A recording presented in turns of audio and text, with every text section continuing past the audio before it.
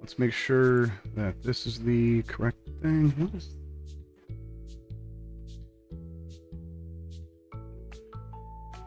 That noise was bothering me. That's much better.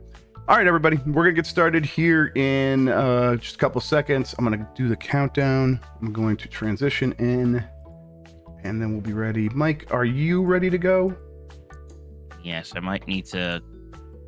Oh, my Armored Core review just went up. I'm gonna tweet that out real quick. Okay. Let me see. Jan, I put break right there in the rundown. I got it. We're gonna take a break today. We're gonna do it.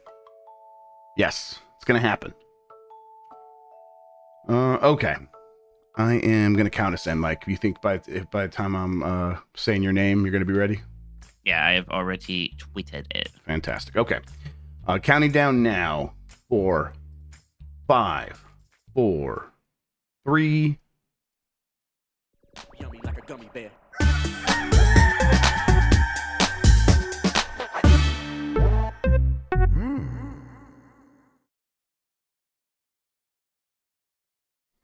It's the internet. You're busy. Let's do this for August 23, 2023. For the next hour or so, let me help you sort through the world of gaming on Game This Morning's Live with me, Jeff Grubb. Today, Sony will let you into its PlayStation Portal if you have $200. And Turok is back again. But Yay. Please, join me in welcoming today's co-host to Game This Mornings. It's Mike Minotti, everybody. Mike, how are you doing? Turok was always better than GoldenEye. I mean, And I'm not wrong. That's why you sigh. That's why you're upset. It is. I think wrong. it is why I sigh. I think you're probably right. I like Turok a whole bunch. Turok has held up better than GoldenEye for me personally. Although, man, if I could get... Because that GoldenEye remaster came out on Xbox and Switch, right? But it didn't come out on PC. If I could play that with mouse and keyboard, I'd probably be pretty happy. Wait, which one? Sorry. Oh, GoldenEye. GoldenEye? Yeah. Yeah, no. Meanwhile, Turok is getting incredible remasters, Yeah. making them super easy to play on all the platforms. So, yeah. Yeah. I really like those remasters. Night Dive does a very good job. Wish they would do the GoldenEye one. But yeah, Mike, how's it going? How's the week going? I think you just put up a review. How'd that go? I did. I just put up my review for Armored Core 6, Fires of Rubicon, which I did enjoy a good bit. I gave it a 4.5 out of 5 stars on a giant Games Beat scale. Where am I? The Metacritics are still accumulating over there. Placed right now, it's like at an 88. The PlayStation 5 version, that's only based off of like 6 reviews or 7 reviews right now, it looks like. Okay. And I played it on PC myself. But yeah, like a lot of people, I imagine this is my first Armored Core, but I kind of really did get into it. It was a lot of fun. I think anybody expecting Dark Souls but with mechs is going to not be let down, but they're going to find something very different than that. There's certainly some similarities.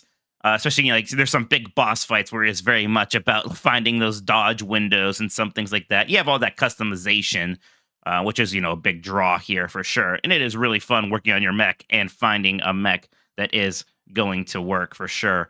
But I think it's going to be worth checking out for a good amount of people. If you think you're going to like a giant mech game, this should be the giant mech game for you.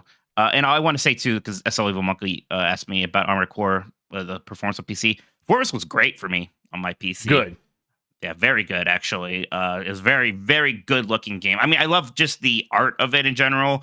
The whole kind of frozen planet, industrial wasteland kind of vibe. I like that was too. really good. But the general game ran and looked very good for me. Yeah, I mean, From's art design always unparalleled. So pairing that up with a game that runs really well, and this is not an open world game, so not too surprising that they were able to scope it in such a way that it runs well. But I think you and Jan were playing the PC version, and no issues. Jen and I did do a quick look, but we're gonna post that up tomorrow, just because the embargo weirdness, I believe. If Jen might correct it if that's not the case, but yeah, look out for that.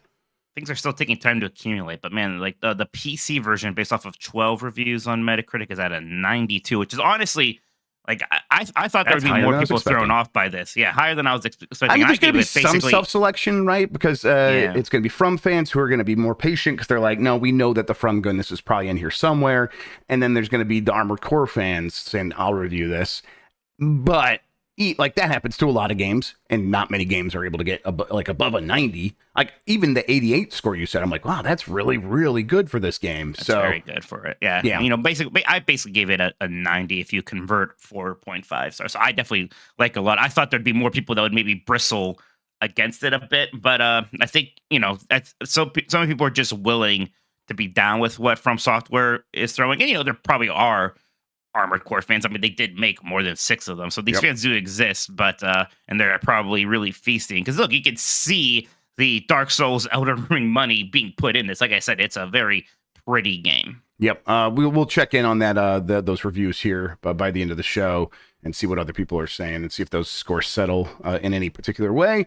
But first, let's talk about what we do here. Most weekdays, I, Jeff Grubb, will help piece your gaming life back together. That includes breaking news and maybe even some of our own original reporting.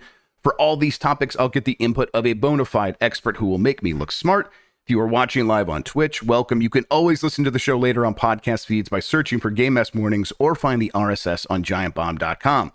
You can also catch the show later with chapters and timestamps on YouTube. Hello, YouTube. All right, we have a lot to get into, so let's start the morning mess with PlayStation's first remote play dedicated device, PlayStation Portal Remote Player, to launch later this year at $200. This comes from Hideaki Nishino at the PlayStation blog. Since launching the PS5, we've been amazed to see how players around the world have embraced the generational leaps we made in the gaming experience, such as the heightened feeling of immersion delivered by the haptic feedback and adaptive triggers in the DualSense wireless controller. Our PlayStation community continues to give us a reason to challenge ourselves to bring new innovations to the market for all players to enjoy. That's why today we are especially pleased to share new updates about our upcoming hardware products. In May, we gave a quick peek at our dedicated PS5 remote play device, now called PlayStation Portal Remote Player, and our first wireless earbuds called Pulse Explorer. Excuse me, Pulse Explorer, not Plus Explorer. Today, we're pleased to share more details about these products and reveal a new PlayStation over-the-ear wireless headset, Pulse Elite. Both Pulse Elite and Pulse Explorer That sounds like a nightclub. That sounds like a strip club. I'll just say it. Pulse Elite. Come on. I mean, listen, there's plenty of stuff happening in the champagne room of Pulse Elite. Both Pulse Elite and Pulse Explorer deliver low latency, lossless audio from PS5 and PlayStation Portal using our new PlayStation Link wireless technology. All right, let's see here. So PlayStation Portal Remote Player brings the PS5 experience to the palm of your hand. It includes the key features of the DualSense wireless controller, including adaptive triggers and haptic feedback. The vibrant 8-inch LCD screen is capable of 1080p resolution at 60 frames per second, providing a high-definition visual experience that's expected from the high-quality games created by world-class developers. PlayStation Portal, I want to say portable, of course I do, but PlayStation Portal is the perfect... It's still PSP. It's still PSP. The PSP lives. So, you can't kill the PSP. No. The PSP is the perfect device for gamers in households where they might need to share their living room TV or simply want to wait to play PlayStation 5 games in another room of the house. PlayStation Portal will connect remotely to your PS5 over Wi-Fi, so you'll be able to swiftly jump from playing your PS5 to your PlayStation Portal. PlayStation Portal can play supported games that are installed on your PS5 console and use DualSense controller. It also includes a 3.5 millimeter audio jack for wired audio, PSVR 2 games which require the headset, and games that are streamed through PlayStation Plus Premium's cloud streaming service are not supported. What? Why not? What? Okay, the VR, of course. Why wouldn't you be able to stream from the cloud to this streaming device, Mike? This is such a weird thing. I thought that was the entire time. Point. Right. So when I first talked about this, I talked about it in those terms because I just assumed. But everything we've heard since then has been, and you hear in the description what they're saying, right? In the household. I believe this system works inside your house to stream it just from your system there locally. And then it doesn't work if you leave the house and you can't stream from the cloud. Okay. So, what's funny is that at first I saw the $200. I was like, well, that's at least on the lower end of what we feared this thing could cost because Sony can jack up prices. But man, without the cloud streaming. I mean, $200 for a screen For a and a Wii U device tablet. For a Wii U for a tablet. Wii U tablet that has no use once you leave your home. Yeah, I just don't know. I just don't get it. I mean, look, I never need a device like this anyways. I don't have a pesky family to take over my PlayStation 5. So there's no appeal for me. But what about for you? Because you do like these kind of devices. You do like being able to play games in a Yes. way where you can still like hang out with your kids while they watch Frumpy Pumpy TV Bunny or whatever. Yeah, that's a huge hit right now, Frumpy Pumpy TV Bunny. Yeah, that's I will get this and I will use it in that exact scenario, and I will mostly be fine with it as long. I just hope the connection is strong. I hope it works really well. I hope it's a strong Wi-Fi radio and all that stuff. Apparently IGN asked and said it does work outside the house, but it's of course it's still just streaming from your PS5. It's not going to work with the cloud. But I just, if that's the case, they don't say that anywhere in this blog post. Again, the blog post says it's perfect for gamers in households where they might need to share their living room TV. They don't then say, and then you can use it in a hotel room, or you can use it on the go. You can connect it to your phone and do that. They don't say anything like that. So maybe it's possible, but they are not talking up that feature. That is not what they're trying to sell this device on for whatever reason. We'll see. I know that people had some hands-on today. Greg Miller played it. I wanted to watch the video before we started this, just got too busy. I know apparently in chat, people are saying he asked about the battery life, and they're like, we're working on that. And again, this thing is just a streaming screen. It should have a long battery life. But the reports we've heard is that it does not have a long battery life. Now, it's got to come down to the DualSense features that this thing will fully support, which is nice. And then you hope you turn that stuff off and maybe you get 7 hours of battery. That would be great. So, yeah, I don't know. It is a weird thing, but it does still appeal to me enough that $200 is not some egregious price. If this thing was more than that, then we would be having some issues, I think. And I think a lot of people will be like, $200 for this thing doesn't make any sense for me. But I think enough people will probably buy into this. Yeah, I think that's right. They are lucky they price it where they did. It still seems like it should be a $150, maybe $100 device. I don't know. I mean, a controller itself, these dual shocks alone, not dual shocks, what the hell are they called now? Dual edge. These dual sense, that's right. Dual senses alone cost a lot.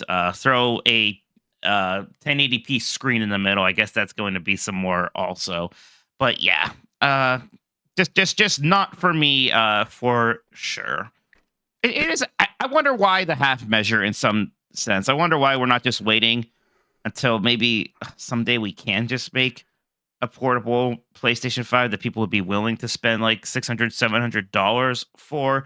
I mean, these days are going to come at some point, Jeff, I assume, where, I almost kind of keep thinking at some point we're going to get a portable Xbox Series S at some point this generation. Maybe. Yeah, I mean, it would be pretty hard tough for to get PlayStation there. 5. Yeah, PlayStation 5. It'd be even harder yeah. for PlayStation 5 to be sure. Yes. But to have a game or a system that can run these things locally on hardware that you hold in your hand, that'd be pretty tough, even for the Xbox Series S for the next couple of years. It will get there probably by the end of this generation. I think you're right about that. But for the next couple of years, that's going to be pretty tough. But I think when I look at Sony's overall hardware initiative, outside of the consoles themselves, a lot of this stuff feels like other parts of Sony glomming onto PlayStation. Like PlayStation is successful, so it's the computer division and the hardware divisions of other in other parts of the company, and the headphone division. They're like, we're gonna make some PlayStation branded stuff, and we're just gonna put it out, and you're gonna have to deal with it. And Jim Ryan's like, oh, okay, I guess, fine. I mean, that's my understanding of how the PSVR 2 even worked. Right. So if the PSVR 2 is that. It makes sense that this thing is also coming from that sort of a direction as well. And so it's from that perspective, I could see be like, well, PlayStation, Sony Computer Entertainment, or Sony Interactive Entertainment, as it's called now, would be like, we control the hardware for actual PlayStations. You can tap into the PlayStation, but you can't do anything with actually doing any computing on your other things. We need to be in full control of that and deciding what that looks like. And so you can have these peripheral sort of things, but beyond that, we're not really interested in letting you take a piece of our pie there. And that's just me speculating and guessing, but it does seem like that's probably what's happening. In addition to the PlayStation Portal, the PlayStation Elite wireless headset and Pulse Explorer wireless earbuds are going to be $150 for the over-the-ear ones, which I think is the Elite, and then $200 for the Pulse Explorer, whatever it is. I don't know which one's which. But the earbuds basically are going to be $200. So, yeah, I mean, that's how much those things can cost. Yeah, accessories can cost that much, especially these in-ear. Spaceballs the flamethrower. Yes, merchandising. Yeah, I have no need for PlayStation earbuds, but I bet some people will pick them up. PlayStation's made some good over-the-ear headphones, so if people feel like they need to get those, go to town. Especially because I think both of these will have Bluetooth and will be able to like work with your other devices, so you can just have a good pair of headphones going forward. Any chance you end up with a PlayStation Portal. I know you talked about it and said it's not for you, but any chance. I've been telling you I've been feeling guilty about not using my Steam Deck right enough, right? Like I feel bad about that. It turns out that if I am going to play one of these hold in my hand things, it is going to be a Switch. 99.9% of the time they're just that's just a platform I have devoted a lot of time to already. It's a platform that I already have a lot of games I want to play and a giant backlog too. So I'm kind of just good there is what I'm realizing. We ran a poll at the Giant Bomb chat. Initial thoughts on the PlayStation Portal. 37 says, nah, I'll pass. And 0 said, cool, I'll get one. That's incredible. I don't know if I've ever seen an actual 0. Right. Man. No one was just like, oh, whatever. I'll lie to make Sony feel better. No one cares. Hey, I ran a poll too where I asked what's better, Turok and GoldenEye. And Turok won. It wasn't like a blow or anything, but man, I remember before that GoldenEye re-release, people would scream at me when I would say Turok was better than GoldenEye. So, interesting. I think the Giant Bomb audience, of course, very sophisticated, and they know. Okay, we're going to take a quick break, and when we get back, we're going to go over Gamescom, opening night live. Night Dive's got that Turok game we keep talking about, a whole bunch. Charles Martinet is probably not going to be in that WarioWare game. Whole bunch of news. We'll get back to it after this. Yeah, I got banned on our games because of freaking, it's like, they're like, oh, you have to share our stories in our games. Like, okay, I would. And they're like, you share too many. Yeah, you'll get in trouble for that for sure. All right, I'm going to bring us back up. Actually, let's do that. Let me just fix your face real quick. He can't. Good luck. Okay, Mike, we're back, and we're talking about Gamescom opening night live. Starfield was one of the first things that showed up, but of course, we just want to talk about it. Some crashed the stage again. It was dumb. I wish people would stop doing it. Yep, it's real weird. It's real uncomfortable. The first time it happened, we were all like, it's kind of funny. And what happened, I was like freaking out, like, oh my God, I can't believe it. Yeah. I didn't know what to think. And then as soon as it was done, I was like, man, this is kind of scary and weird now. Yeah. I don't like it. Yeah. And it's, I think it's pretty easy to be like, it's taking things too seriously and like no one's getting hurt. But it's like, people get emboldened. Getting hurt. Yeah, people get emboldened pretty quickly, and it could hurt like the people willing to participate in this sort of thing.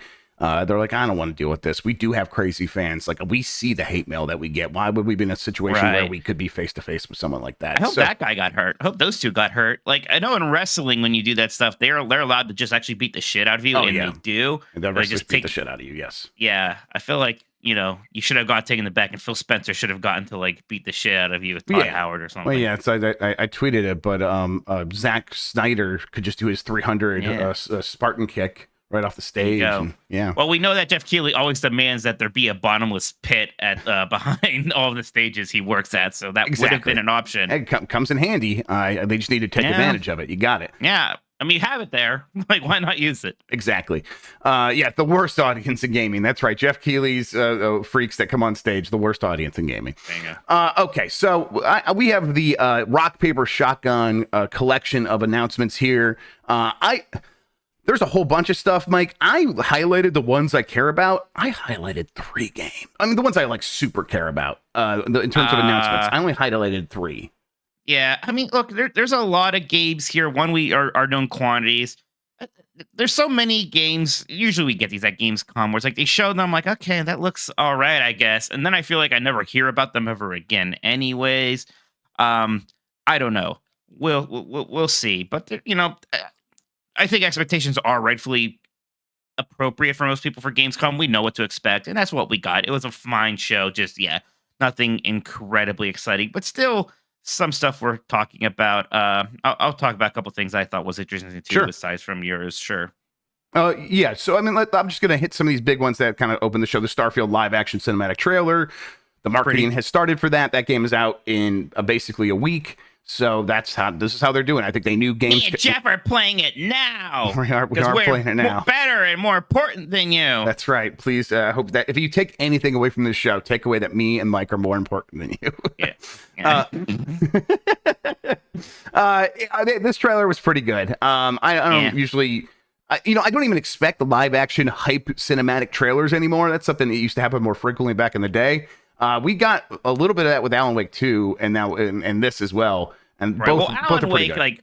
Alan Wake has always had a live action component. Well, to yeah, it, Remedy so games. Remedy games always have live action stuff like that. This is even more surprising than that. Yes, this is, but I'm glad that this is happening because it's like, okay, yeah, they are putting an effort into this marketing campaign. So yeah, I think watching this, if people get excited, I think that's about right. But that said, you can't take too much more away from this. This is just kind of setting the tone. Which is cool, but you can't take away like, well, how am I going to feel about playing the game? Who knows? It's just it's like those good Halo 3 trailers exactly that what I were was live thinking action, of. right? Yes, Halo 3. Okay. Little Not Nightmares much about the game, but it's cool. Yeah, exactly right, and they're memorable, right? Those Halo live action trailers are always memorable. So, oh yeah, that diorama one. The diorama one, especially so. Yes. Little Nightmares 3 is launching in 2024. I know people like Little Nightmares and Little Nightmares 2. I never played them. Yeah, same. Don't have much of a thought about that. Black Myth Wukong. This has been one of those games that like surprised everybody a couple years ago with the trailer that like looked really, really good, and everyone's like, "Man, this is great! It's coming out of China." Wukong. That's based on the same thing as Goku's based on. So let's get a Goku game. And yeah, this trailer I think brought expectations back down to earth a little bit. It looks like a video game. Yeah, it looks like a good Souls-like. Absolutely. Right? Yeah. Yeah. But it looks like a real video game now. Right, exactly. Killing Floor 3 is coming. We don't have a date for that. Age of Empires 4 is coming to Xbox. It is on Xbox. It happened. It dropped. Was that? Maybe I'm making that. Maybe I'm making that up now. It was definitely on PC before, and now it's like this is the official coming to Xbox. Yeah. I'm right. Okay, yeah. So it's on Xbox now. It is okay. So it's okay. That's great. Age of Empires 2 was already on Xbox, and that played very well. I know people really liked playing it on there. So yeah, why not do Age of Empires 4? I'm kind of embarrassed to ask. Like, do people like Age of Empires 4? Because like it was weird. It felt like it kind of came and like people were playing it for sure, but I just missed it. It wasn't in my. What atmosphere. happened was Age of Empires 4 came out after they did it. Age of Empires 1, 2, and 3 remasters, and then Age of Empires 4 is like we're here and we're modern, and it's like this is like also kind of a remaster of Age of Empires 2. It like is very, very true to what Age of Empires was, and people are like, we love that because Age of Empires 2 is fantastic. We really appreciate that, but in a lot of ways, there's not a lot new to talk about here. It's still just Age of Empires, but hey, I would like that though. I should try it. Exactly. I mean, I'm like, yes, this is probably the one that I'll go and actually really give a shot to because it's like, why wouldn't I at this point? Crimson Desert, I think actually looks pretty good. I think this is from the people that did Black Desert Online, but this is not an MMO. Yeah, it's kind of Assassin's Creed, kind of other things. And it's like he's riding on a goat or whatever. I don't know what a horse with a hair or with feathers, excuse me. I don't know. It looks like there's a lot of cool stuff happening in this game. And I hope that it is as robust as it looks in this trailer. And that all these gameplay mechanics that we're seeing are actually fun. Because it's like, I don't know. I never really played Black Desert Online, but I bet that plays like an MMO. And I hope this plays like as good as they're showing here. But right, well, yeah, this definitely is not an MMO. Man, yeah, there's a lot going on here, so it could be cool. It's a bit of a I'm skeptical because there is so much going on here. Does this all really come together? Does this all really run very well? This seems very ambitious for. So, but Black Desert Online was known for its fidelity. It was a very pretty game. Exactly. So. And that now you're getting that in a what I'm assuming is a single player adventure game. And hot air balloons and fishing and all that. Yeah, it's if all this stuff works, it seems like one of those games that has everything in it. And I'm ready to give it a shot at the very least. I think it definitely stood out. Yes. Sure. Payday 3 had a heist featuring Ice-T. This is a game that I think is going to come out, not get very good reviews, and then be very big a couple years from now. Oh, yeah. There are a lot of people who play Payday 2 as like their game. So Payday 3 will do well. Personally, don't have much interest. Assassin's Creed Mirage trailer. I like this just because Baghdad looked really cool. I like the circular city. They really emphasized the round city of Baghdad is the trailer. That's the name of it. It looks really cool. I think I'm ready for this game. It's just too bad there's so many other things to play where I'm like, it's October. Yeah. I'm not going to play this in October, but maybe December I'll get around to it. I don't know. Because I have a soft spot for Assassin's Creed 1. I remember even back when everyone's like, oh, the Assassin's Creed 1 is okay. I liked Assassin's Creed 1 even. So just kind of capturing that aesthetic again and going back to that gameplay loop, that really is pulling me in a good bit. I hope it kind of delivers because, I do have some excitement for this. Yeah, this trailer also did the cool thing of all the voice acting was Arabic and they had English subtitles. So it felt very authentic and I really liked that. Right. Now, is that an option or is that just how the game's going to be? I bet it's an option because this is Ubisoft. So they want to make their games as broadly appealing as possible. And they know that enough people will be upset about only having subtitles as an option for their language. I just saw the that's one of my favorite video game constructs where pulling a person off of a ledge to their death is considered a stealth kill. Yep. It doesn't matter what else is going on. That's a stealth. They could scream and nope, no one hears that scream. That's the rules. Tag, you've been stealth killed, be quiet. Just like at the Call of Duty trailer we're going to get to where they stealth shoot a guy to death. It takes a few shots, but he knows to be quiet because he was shot by a silenced pistol. Social construct. Yes, exactly. Right. We live in a society. Tekken 8 has an arcade mode with chibi avatars. Mike, you had an opinion on this. Yeah, the chibi avatars look real bad, but whatever. It's not that big a deal. It's, your avatar in some arcade lobby. Whatever. I see any of these avatars that remind me of Xbox 360 avatars or meta avatar. All this shit, right? I'm like, I'm really past this whole aesthetic. But no, I'm still very excited for Tekken 8. We got a release date. It's January 24th, or what was it? Yeah, January 24th. That's right. Oh, excuse me, January 26th. So that's it. Yeah, we'll get the Tekken World Championships January 12th, I think, and then just a few weeks later, this is dropping. This is earlier than I was expecting, actually. So this is a pretty cool news. My boy Yoshimitsu. I haven't played much Tekken, but I love Soul Calibur, and Yoshimitsu's my main there. So pretty excited to jump in on this. Get my Yoshimitsu very going. Fun game. I'm gonna really like it, I'm sure. Call of Duty Modern Warfare 3's new trailer is definitely Call of Duty. It was very dark. I'm not there. This is age restricted here, and I'm not going to click through to actually watch it. It's a 10-minute gameplay thing.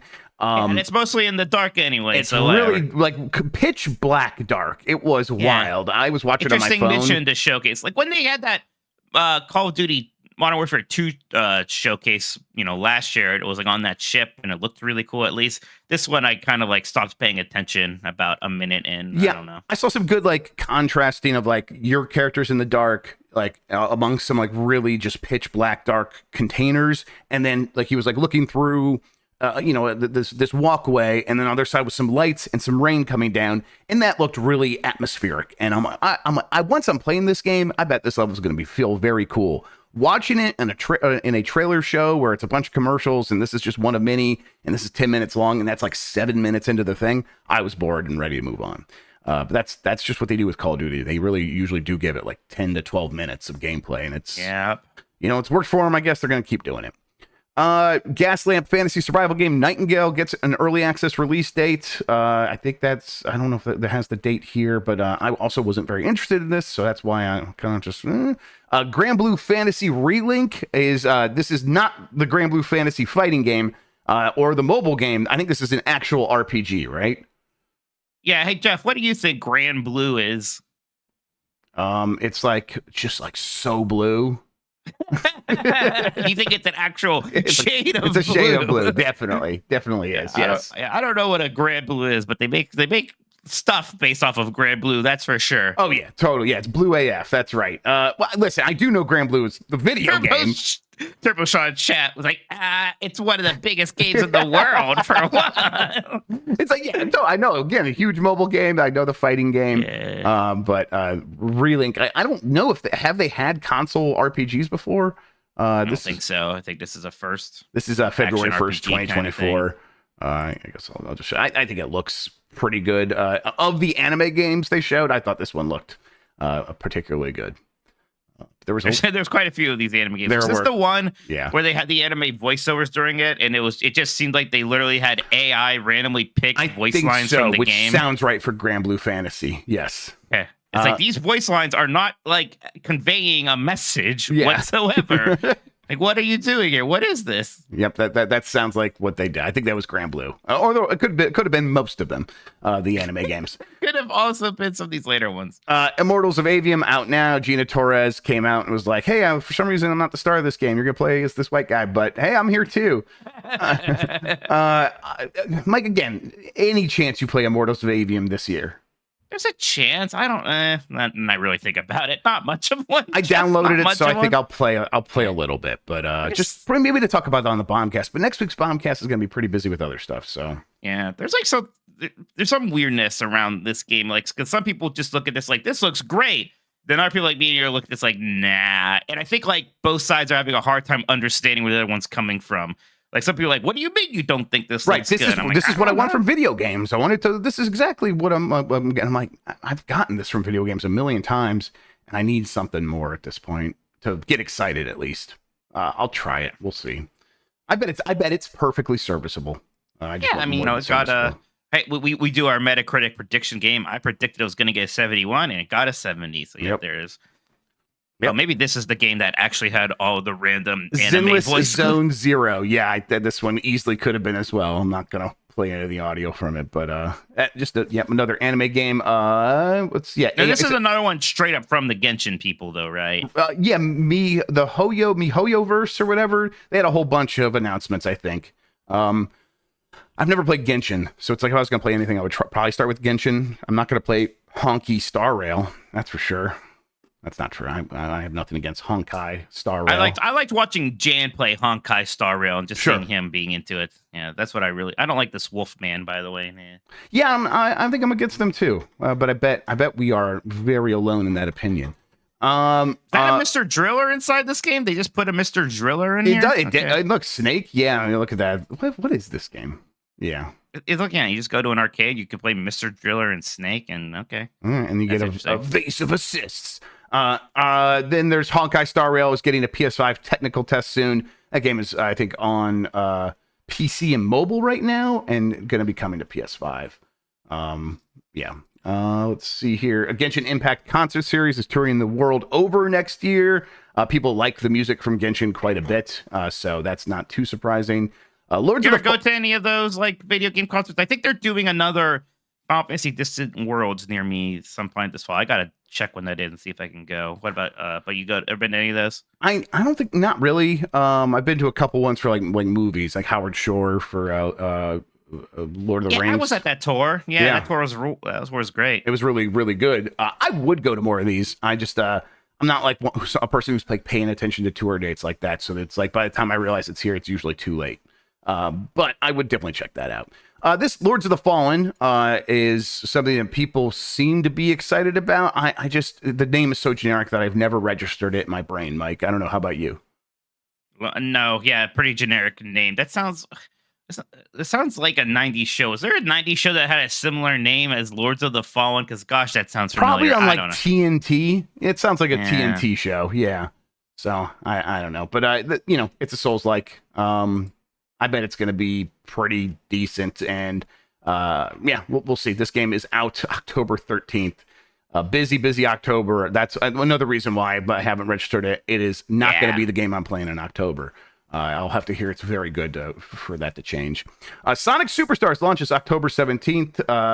This is 3 days before Super Mario Brothers Wonder, but whatever. Sonic has its audience. I tell you what, right now my kids are getting more into Sonic all the time. Tails is a very popular character. Oh, sure. So it's gonna be just fine, even if it is competing right against Mario. Back to Lords of the Fallen. Wait, so there was a game in 2014 called Lords of the Fallen, and then this game was supposed to be called The Lords of the Fallen. Then they just changed the name so that the sequel is also called Lords of the Fallen. Oh yeah, look at this. It even says here on the story, Lords of the Fallen sequel, Lords of the Fallen, and then creative naming. That is the worst thing I've ever heard. This is deeply upsetting. What are you talking about? Why not just call it Lords of the Fallen 2? Why would you do that? I'm like actually against this game now. The line must be drawn here. How dare you? Yeah. Jan, by the way, with some expert insight in chat, it says, I guess Sonic is faster than Mario. Yeah, I think that might be true. Jan. Yeah. Thank you. It's just evident there. I'll do a poll just to make sure. Who faster? I'll make sure we got a consensus. I mean, we don't even need it. We know he's coming 3 days earlier. So there you go. Sonic Frontiers is getting a free story update, which will also feature new playable characters. New story stuff. There's no spoilers, Dr. Eggman's daughter. What do you think about Dr. Eggman having a canonical daughter now who's like a flying magic child? Wednesday Addams vibes. Yeah, flying magic child is exactly the kind of daughter I always imagined Dr. Eggman having. So I'm very happy that they delivered on my dreams, my fantasies, and my diary posts.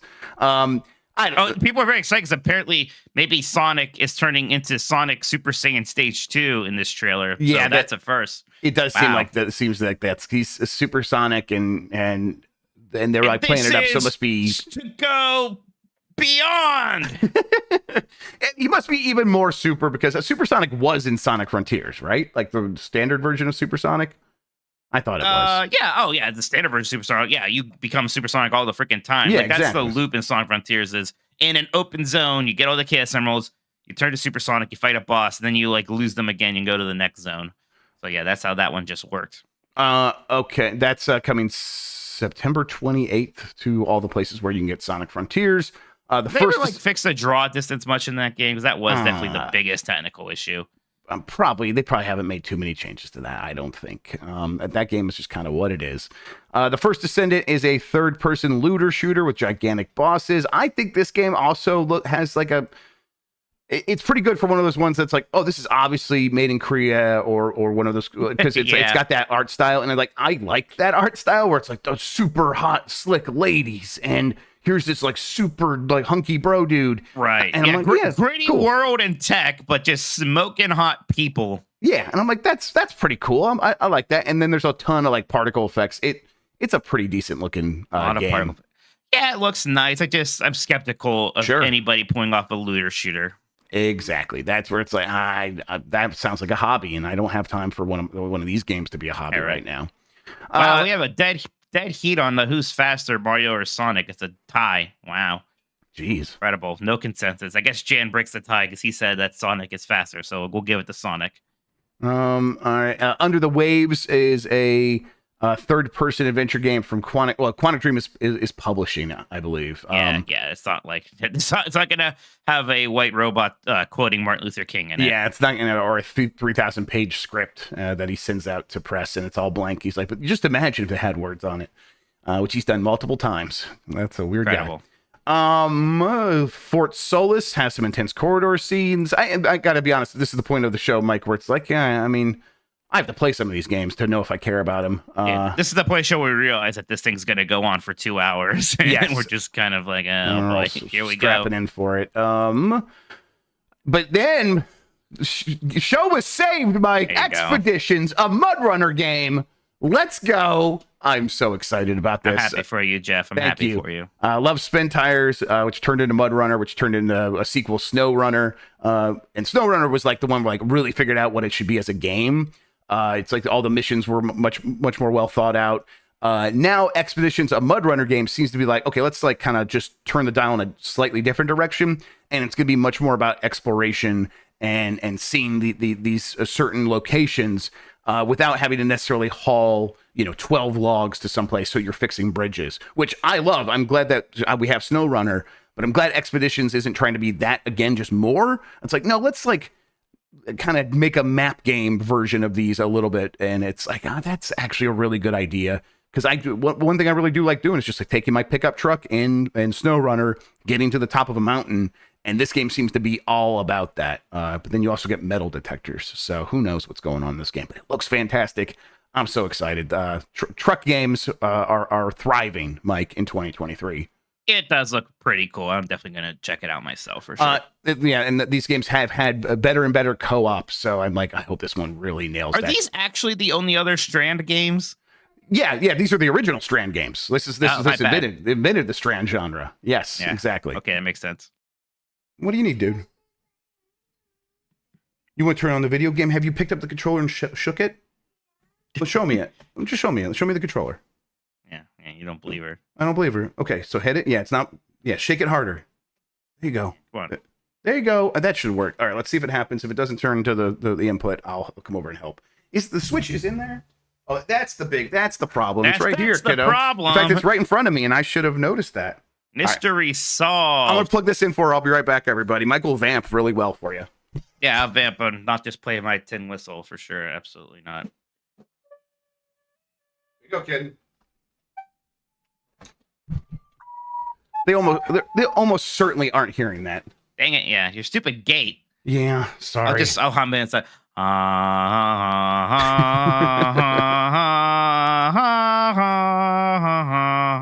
there you go. It's beautiful. All right, where are we at? Expeditions. Yes, that's fantastic. The Crew Motor Fest is Forza Horizon at home, and we have it. Mike, I don't know. I think this looks pretty fun. I can't help it. I'm like, I actually kind of want to play this. I have to trust you because I tuned it out just hearing the words "the crew." Yeah, but, it's Forza Horizon. Like, couldn't be more Forza Horizon. It's more Forza Horizon than some of the Forza Horizon games. Is it a little bit less of you put this so well the one day it was making me laugh, like the vibe, like, yeah, we're partying and you're on social media. That's the thing. This game is like, we're partying and we're also on social media. Okay. Like, you could it's everything. Every last inch is exactly like Forza Horizon. Yes, great value Forza Horizon. You go to Costco, this is going to be on the shelf right next to it for cheaper. Yeah, kind of selling me on it. What's the location? What's the locale here? Because that's a big point. Is it Hawaii or is that what Forza Horizon is doing? I think this is Hawaii. Yes. Oh, that's pretty cool, actually. Yeah, okay. Right. Like, hey, that's a good direction for the crew. All the other directions sucked, kind of. This is much better. So yeah, September. Okay, maybe I'll give free trial. Try the game for 5 hours. Okay, maybe I'll try it. Yeah, and right. And so I'll give it. And like, hey, people on PlayStation, now you get a Forza Horizon game. Yeah, there you go. So yeah, Cyberpunk 2077, Phantom Liberty. Cyberpunk looking pretty good these days, Mike. Still never played Cyberpunk. Is this it? Everyone, this looks really good. People seem to really like it when they try this. I will. Well, I could do it this year. Maybe not. We'll see. Let's see. Stormgate is the new RTS. This is Frost Giant Studios is former Blizzard people, right? Former Blizzard people. This is there's some hopes and dreams pinned on this one because we haven't really had a Blizzard style RTS in a long time, and that is just straight up what they're going for here. I mean, when you look at it, it really does look like StarCraft 2 meets Warcraft 3. This trailer is the one that aged me because they say we're inspired by classic RTSs like StarCraft 2. And I was like, oh my God. Yep. I thought they were just going to say StarCraft. Like, sure, StarCraft 2. I'm like, oh God, that game's old now. It is, huh? All right, fantastic. But a lot of people who like RTS, specifically that Blizzard style, they've been a little bit left out in the dark for a while now. So I hope that this delivers for them. This Stormgate name and logo. That's rough. That's really generic. That is. The logo, you know what? That reminds me of that Firefall logo. Exactly. Wow. Yeah, it's very like 2010-ish. The guy is bothering me more. Like, he has Pixar eyes, but is a monster, right? Like, it's just not designed very well. There's something wrong there. The RTS stuff does look pretty good though. Like, the RTS stuff looks good. I bet it will play well. Yep. Last Epoch is getting a new class, the Rune Master. Good for you. Marvel Snap's new update finally brings widescreen to PC. Do they show that off? What does that even look like? It doesn't look. It's not going to drastically changed the way you play the game, but it's nice because when this first came out, it basically was just still like that vertical Right. portrait mode, right? Yes, So, with like stuff on the side. Yeah. so they fixed that, so that's nice. Yeah, cool. There was an Armored Core 6 launch trailer, but that game is out tomorrow, right? Yeah. Yes, 24th. That's correct. So everybody doesn't have to wait long for that one. I would be playing it literally tonight then. Warhaven is a free-to-play multiplayer medieval deathmatch game. I think this one looks pretty good. Okay, so chivalry-esque? Yes, chivalry-esque. I like chivalry too. Yes, there's a lot of fun stuff to happen in chivalry, and free-to-play makes it like, oh, okay, so everyone will just be playing this. I will definitely check this out. That'll be a fun thing to do on Giant Bomb. Kiddo, we can't play that unless you go find the Mario Kart toy, which I don't know what you guys did with it. That's the one she's trying to play, specifically that game, huh? Yeah, she'll just boot up anything on the Switch. I never know what she's gonna play. Mortal Kombat 1 shows off some brutal fatalities. I don't know if I've actually watched this whole thing yet, but people are like kind of squirming about this one. Were they really that brutal? I mean, they've been pretty brutal in general now. Right. They all are.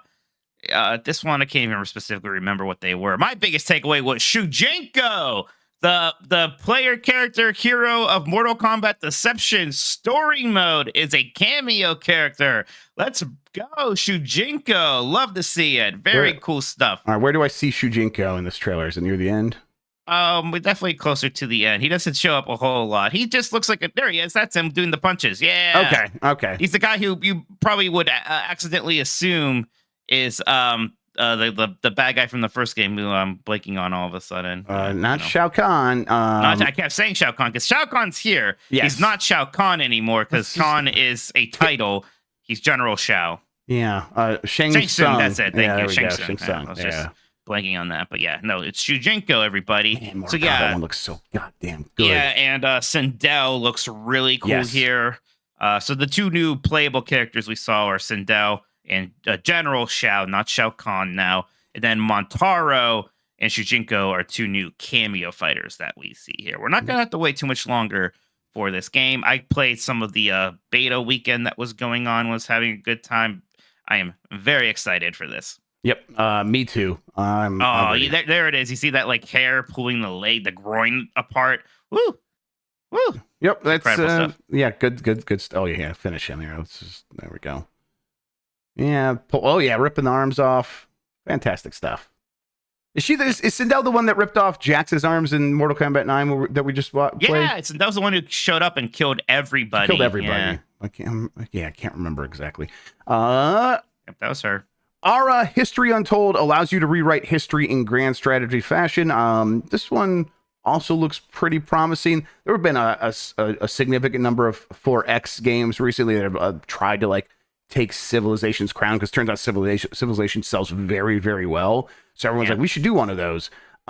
This one seems like it's going for even like a much more realistic vibe, but you still are going to play as George Washington, for example. So yeah, that's still very just straight up. We're doing that aspect of it is almost surprising, just how much it's going exactly for Civ. I think that's what people want, and I kind of do want that actually. Yeah, but like a Civ with a bit more city building stuff, because your actual city building options in a Civilization are pretty limited usually. So a game with more of that, yes, they're mixing the popularity of grand strategy now, which is a huge thing that has sprung up since Civilization's Civilization's forever old, so of course that popped up since then, but Civilization's never really incorporated the grand strategy stuff, and this is doing a lot more of that. Diablo. It's funny because I'm sorry, I see these games, I see the city building, I'm always into it. Then they show like combat, I'm like, I don't want to do that. I don't want to like make legions and like think about formations. I just want to build my Eiffel Tower next to the Colosseum. I want to do that shit. So there is a game like, is it Old World, or I think it's Before We Leave. Before We Leave is one where it's like you are building up a civilization to like get ready to leave the planet, and there's no combat. So it's basically a 4X without combat. If that's what you're looking for. The Anno games, those are like the best kept secret in gaming. I should play the Anno series. You always talk it up. I never have played it. I should. Diablo 4 Season of Blood brings vampiric powers and 5 new in-game bosses in October. Any chance you check on Diablo 4's new season? Maybe. I fell off of the first season. I don't say quickly, but after a while I did. Part of it is because there's a zillion things to play. But yeah, it's, I was like, I beat Diablo 4. I played some more of it. Then I feel like I'll probably be good. Like, maybe I won't come back in until they do like the big season where the new class is in or the expansion or something like that. Who knows? Maybe I'll have some downtime or playing Diablo again. Sounds fun. I'm surprised they announced this so early. This is pretty early to be announcing an October season, but here we are. Yeah, people are getting mad at me because I was like, I'm not sure if who ripped off Jax's arms, and like, oh no, yeah, Sindel did the attack. Of course, Sindel did the attack. It wasn't Sindel that ripped off Jax's arms. It's Ermac. That's why I was confused because I was remembering it wasn't Sindel who did that. So that happened earlier in the game than that big attack. Jax had robotic arms at that point. Right. You're asking who ripped off his arms, not who killed him. My mistake. Yeah. Yes. Sindel kills him. Sindel definitely kills him because she kills everyone in that and game. The throat. Yes. Right. Yeah. No, you're right. Dustborn sends you on a road trip across the divided states of America. This is it's hard to pin this one down in terms of like, I think is it a Life is Strange-ish kind of a thing? It does look, but I think there's more verbs than Life is Strange. But I've never played Life is Strange, so I don't really know for sure.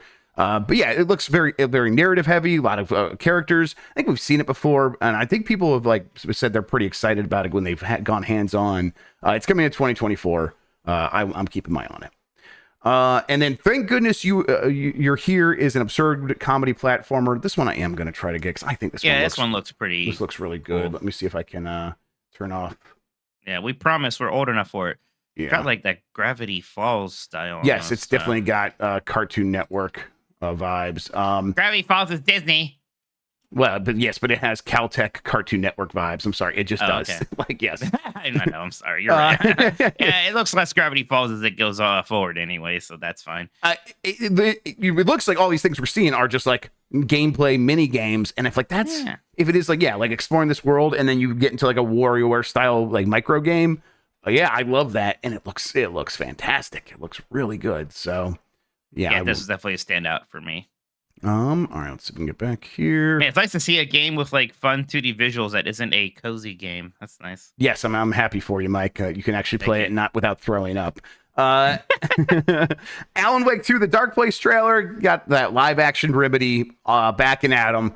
I love Remedy's blending together of gameplay and live action. Whenever that pops up in anything they do, I get excited. I think it's probably gonna be better here than ever before. It looks like it is. This game looks so good. This is a fantastic trailer. Like the live action sequences are fun. And the fun thing about live action in a video game is that there is something off-putting about it. Like Metal Gear Solid 1 was able to kind of convey that well. And I think that's why it still works in Remedy, because they do use it in a way that is supposed to be off-putting. And it still does work like that. But yeah, there's just some cool looking stuff in this trailer. I think Alan Wake 2 has been having an incredible blow up throughout the year, going to a game that, like another game that's coming out this year, to, I think, being a highlight of the rest of the year. Now, I mean, look, it closed off this show, right? This 2-hour show, and it's looking fantastic. I think this game could do pretty well. I'm very excited for it. I am too. All right, we got a handful of other stories I want to get, and we're running super long, so let's move on here. Epic Game Store is offering developers 100% of revenue for 6 months of exclusivity. This is from Chris Scullion at VGC. Epic Games has announced a new exclusivity scheme that will see developers getting a 100% revenue share for the first 6 months. The Epic First Run program allows developers of any size to claim 100% of the revenue if they agree to make their games exclusive on the Epic Store for 6 months. After the 6 months are up, the game will revert to the standard Epic Game Store revenue split of 88% for the developer and 12% for Epic Games. I wonder, Mike, before this, they were probably just giving developers a lot of money up front. And I wonder if that's actually better than this. And this looks eye-catching. It's like 100%. But 8812 is really good, especially compared to that 7030 you're going to get on Steam for the first few million sales. And yet that wasn't enough to keep people away when they were getting millions of dollars probably up front, or hundreds of thousands of dollars at the very least up front. And then also that 8812 split. But maybe for smaller developers, this might be like kind of a no-brainer, because it's just automatic. It just works. If you make it exclusive, you're going to get this, and that's 6 months, and then you could still launch it on Steam and anywhere else 6 months later. You probably launch it anywhere else on day one. You just not Steam. That's probably the one thing they're talking about here. Yeah. I don't know. You think developers will take advantage of this? I don't know. I kind of hope so. I always hope it does well so that Steam has to do more than a 70-30 split. But in a world where now BattleNet games are showing up on Steam, I just don't know. I think we are inevitably going to be going back to a one Steam future here at some point. Yeah, I mean this tells me, like, I think the subtext here is Epic is sort of conceding that trying to pay people to stay off Steam doesn't move the needle enough for them. It didn't really get them the users and the change in consumer behavior that they were looking for. And so this is like them like, well, can we like settle, like fall back a little bit and find something that's more sustainable, and instead of just spending millions and millions of dollars and not getting much out of it, not getting actual return on investment, which is, you know, what a lot of people, I mean, we were definitely saying it on shows like this and Game Mess Decides and way back with Grubb Snacks, when we were talking about this a lot, when this was a hot issue about exclusivity on Epic Game Store. It's like, yeah, they people go and show up for the free games. Yes. When you have a service that gives away free games, they'll take the free games. But even that doesn't really get them to change their behavior of how they spend money. Like, oh, I have a library on Epic, I can just buy games there now. No, they have their library on Steam. That's where they're spending money. So yeah, I think that Epic's strategy of doing things like publishing Remedy games and be like, hey, we're just going to help pay for these games from the ground up, and then those are going to be exclusive to Epic Game Store, that continues to be their best bet. Like, supporting developers to make the games they want to make, and then that people are really excited to play, like making Alan Wake 2 possible, that is the sweet spot. People would just be like, thank you, Epic. There's like no caveat there. It's just straight up a good thing. And then if otherwise, though, if you're just paying or doing weird things to keep games off Steam, most people are going to see through that and not want to deal with it. Night Dive Studios announces Turok 3: Shadows of Oblivion coming to PC and consoles. This is from the press release today at Gamescom 2023. Night Dive Studios, renowned video game remaster studio and subsidiary of Atari, forgot about that, announced the final chapter in the trilogy, Turok 3: Shadow of Oblivion. Shadow of Oblivion was created in collaboration with Universal Games and created in digital platforms. It's coming to digital platforms and releases on Windows PC, Steam, PlayStation 4, 5, Xbox One, Xbox Series X and S, and Nintendo Switch on November 14th of this year. It's going to be a faithful adaptation. That Turok 1 remaster they did was very good. Apparently Turok 2 one even better. I'm expecting great things from this. I think this is the one that has the cerebral bore, which is one of my favorite weapons, where it's just like it locks onto the brain waves of the enemy and it shoots this drill missile that drills in the brain and then explodes. That could have been in Turok 2, but yeah, a cerebral bore Turok was 3 is the one that I think Turok was a 2. bit more narrative heavy. We're definitely in a post Half-Life world Right. at this point, and yeah, I think maybe it wasn't as well liked back then, but I think it'd be very interesting to see what that looks like now. Yeah, it's just really, Night Dive does fantastic work, especially with its first-person shooter remasters. They just did great stuff with Quake 2. Everybody should still play Power Slave. Yeah, I'm very happy that they have done this. We may have just received a new look at Monolith's Wonder Woman game. I'll just bring this over here real quick. We'll take a look at this art. Someone put this in their LinkedIn profile, someone who's working on the game at Monolith, a senior motion capture technician. It's been removed since, but this looks like concept art from the game. I will, for audio listeners, I'll describe it. Wonder Woman is up front. Doesn't look like Gal Gadot, just looks like Wonder Woman, but she is flanked by a lady soldier who is in like a mech suit, a motorized armor, and she has a gun. And then on the other side, it looks like an Amazonian warrior who has a sword and a shield. Oh, are these people just also Wonder Woman? Are they doing a multiverse thing also? So is this a multiverse? And these are also Wonder Woman, and that enables them to do co-op. Oh no. What do you think? What is happening? Yeah, is this a service game? Yeah, is this a live service game? Oh no! Is they making another Suicide Squad? Yeah. No. Is Even that though what's that's happening? not a live service game. Listen, It is. It's I just don't art. know. But boy, looking at this, my head goes straight to the anxieties about the kinds of games that this would be very bad to be. And it's like, well, you could make it like the Arkham games. You could make this like the Spider-Man games, or you could make it like the Suicide Squad game. or get Gotham Knights. Yeah, we're maybe reading. Yeah, we're maybe reading too much into this. Exactly. Sure. We might be reading too much into it, but I do have those anxieties about WB superhero games. So when I see an image like this, it kind of sets those off. Can you believe that there are people who like are still going into work every day for like the next 6 months? Like, all right, time to go work on Suicide Squad. Man, no, listen, I know, not trying to make them feel bad or like ruin morale over there, but Mike, no, I cannot believe that. like, man, that's rough. Charles Martinet isn't involved with WarioWare Move It either. We already know he's not involved in Super Mario Brothers Wonder. Now it's confirmed he's not working on that new WarioWare game either. This is from Jonas Maki at Game Reactor. Yesterday, we reported that Mario has lost his voice. Charles Martinet has officially been removed as voice actor from Mario. But Mario wasn't the only mushroom character that Martinet voiced, as he also did Luigi, Waluigi, and Wario, to name a few. He has also stopped doing those characters, and now WarioWare Move It will have a different voice actor. That trailer did come out in that last direct, and we do get one line from Wario. I'm not going to pull it up here. It just sounds like Wario still. So yeah. I think that they found someone that can do the full range of these characters, or maybe different people for some of these characters. But Wario still sounds like Wario, and that was the one I was actually more worried about. Mario, okay, but Wario actually sometimes has voice lines in his WarioWare games and things like that. There's actual voice acting. I want him to sound right. But so far, the noise that he makes in that trailer sounds accurate. Yeah. Atari revealed the Atari 2600 Plus. This is from Brendan Sinclair at gamesindustry.biz. Atari has taken the wraps off the Atari 2600 Plus. It's a modern reinvention of its most popular home console. It's shipping in November. It plays original 2600 and 7800 cartridges. It also comes with a 10 games in one cartridge featuring some of the system's staples, such as Combat, Adventure, Missile Command, and Yar's Revenge. I like Yar's Revenge a lot. Is this it? Is this it, Mike? You're going to get this, and this is how you're finally going to beat Adventure?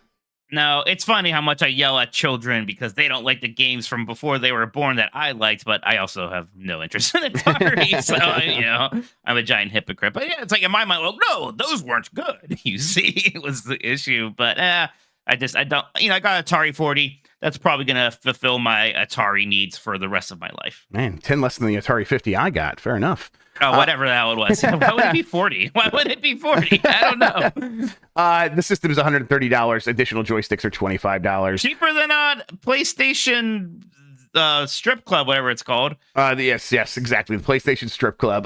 The Atari is also selling Atari 2600 paddle controllers with a 4-game bundle for $40. And that's always fun. I actually got one of those Atari paddle controllers that they sold with their VCS computer thing that they released a couple years ago.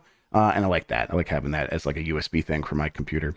The next Xenoblade will be vastly different, says Monolith soft director. This is from Alana Heggs at Nintendo Life.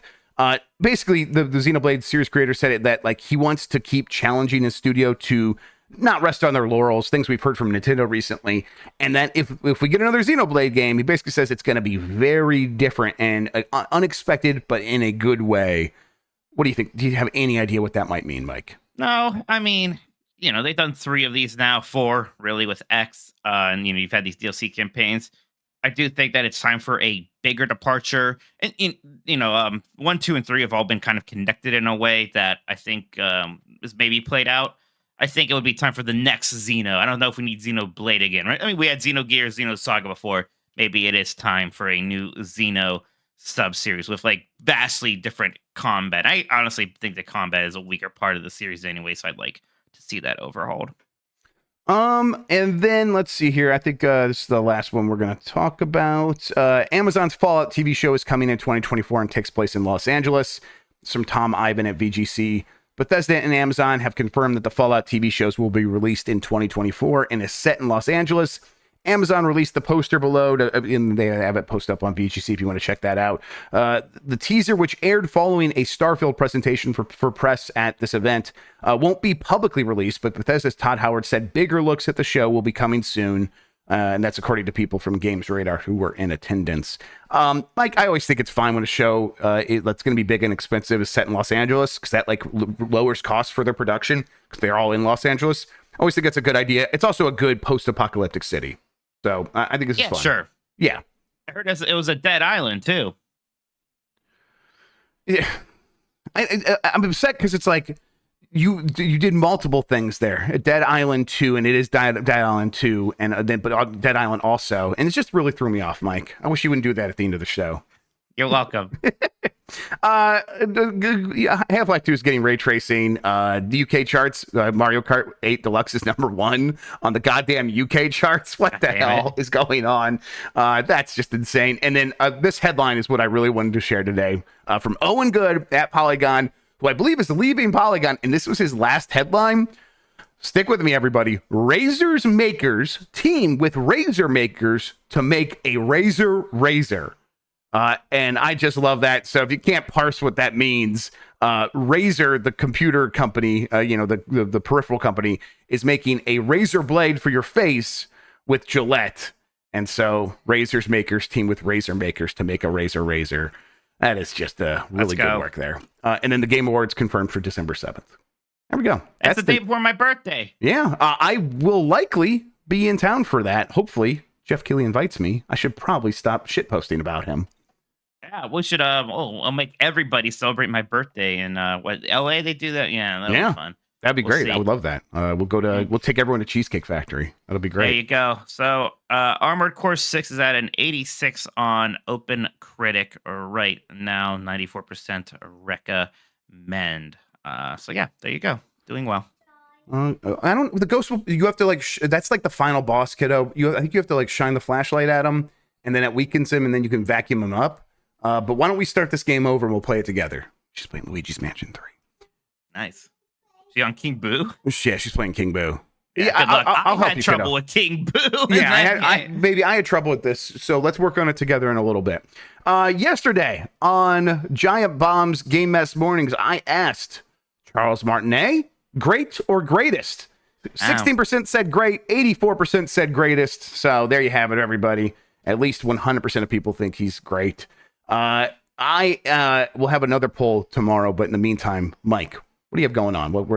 Tell people where they can find that Armored Core 6 review again. Yeah, please go to gamesbeat.com and check out my Armored Core 6 Fires of Rubicon review. Check out all the other coverage we got there. We have Dean over at Gamescom right now, so stuff coming out from there. We are all keeping very busy, and then soon I'll be heading off to PAX. So yep, just busy, Jeff.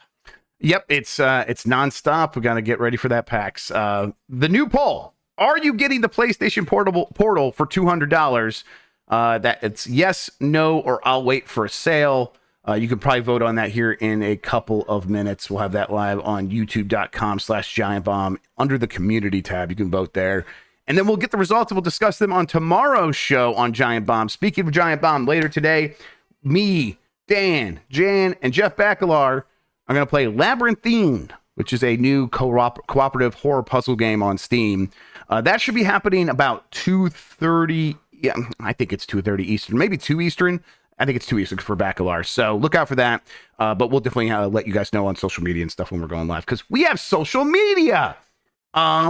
Anything else? Yeah, we'll have a trailer trash roundup from Gamescom. We're going to try to make that happen tomorrow. There's enough stuff. I was thinking for that, Mike, I might do a thing where we use that buzzin.live that we use for Jeopardy, and we'll just maybe play every trailer, and when people get sick of it, they can buzz in, and if we get enough buzzes, we'll just have to skip the trailer no matter what. So we're doing the voice? Yeah. But opposite voice. Yeah, the opposite voice. Yes, exactly. Or, what is get off the hook on the stage? I guess it's just the voice, actually. Yeah, America's Got Talent. There you go. Exactly. America's Got Trailers. There's your show right there, everybody. It's pretty good. I like that, actually. Okay. We'll let you guys know. I'll know when all that stuff is happening. For now, though, Mike, thank you so much for speaking with me today about video games. I really appreciate it, man. Thank you for having me again, Jeff. Always fun. And thank you all for watching. We'll be back again tomorrow. Until then, you're the best audience in gaming. Have a good one. Take care of yourself, and goodbye. Bye.